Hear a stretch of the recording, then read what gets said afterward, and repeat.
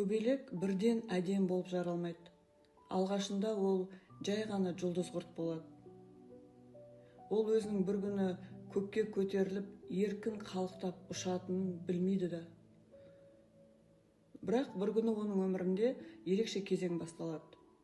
Ол мынау сыртқы әлемнен алыстап, өзіне кокон тоқи бастайды.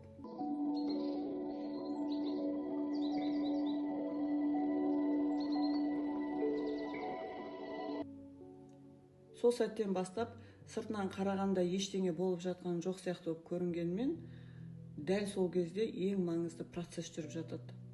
Мына коконның ішінде жұлдыз құрт бұрынғы болмысымен қоштасады.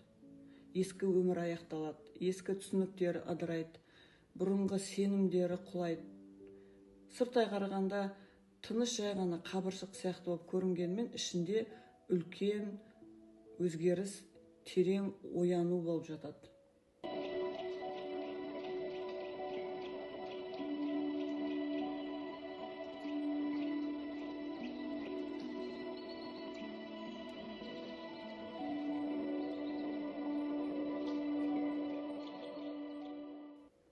Адам өмірі де дәл осылай.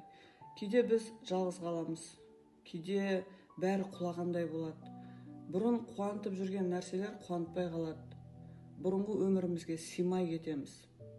Өзімізді жоғалтып алғандай сезінеміз. Сол кезде біз қорқамыз, неге бұлай болды? Неге өмір тоқтап қалғандай? Неге бәрі өзгеріп кетті деп сұраймыз. Бұл мүмкін соңы емес шығар. Мүмкін бұл сенің коконың шығар. Мүмкін өмір сенен ештеңе тартып алған жоқ шығар. Мүмкін өмір саған қанат дайындап жатқан шығар. Өйткені әр көбелек көкке көтерілмес бұрын міндетті түрде коконның ішіндегі қараңғылықтан өту керек. Ең қызығы, көбелек дайын болмай тұрып, ол қабыршықты жарып шыға алмайды.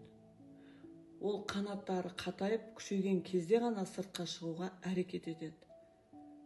Ол кокон оны ұстап тұрған түрме емес, оны ұшуға дайындап жатқан мекен. Егер біреу көбелекке көмектесіп, сол қабыршықты ертерек кесіп жіберсе, ол ұша алмай қалады. Себебі дәл сол күрес оның қанаттарына күш бітіреді. Дәл сол күш оны аспанға көтереді. Өмір де сондай. Біз қиындықтан тезірек біткенін қалаймыз. Мынау ауырсынудан, қайғырудан шаршаймыз, құлазимыз. Мынау болып жатқан ситуация, проблема тезірек бітсе екен деп қашамыз. Бірақ кейде өмір асықпайды. Себебі сенің ішіңде де қанат өсіп жатыр. Кейде мынау жалғыздық бізді жазалау үшін келмейді, өзімізге қайтару үшін келеді. Кейде жоғалту бізді құрту үшін келмейді, ұстап жүрген иллюзиялардан ояту үшін келеді. Кейде депрессия дейміз, дағдарыс өмірді бұзу үшін келмейді, ол да жалған нәрселерден ояту үшін келеді.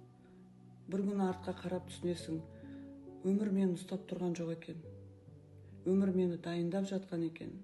Мен жоғалған жоқ екенмін, мен сынған да жоқ екенмін. Мен тек қана өз коконымның ішінде болған екенмін. Ал осы уақыт бойы өмір маған қанат дайындап жатқан екен. Мені басқа адамға айналдыру үшін емес, өзімнің кім екенімді еске түсіру үшін. Өйткені ояну дегеніміз басқа адам болу емес, ояну дегеніміз өзіңе қайта оралу. Ал сенің басыңнан өткен барлық қиындықтар, барлық жоғалтулар, барлық көз жастарың мүмкін ол жаза емес шығар. Мүмкін олар сенің қанаттарыңды қатайтып жатқан шығар. Себебі көбелек те сол коконды тек қанаттары дайын болған кезде ғана жарды.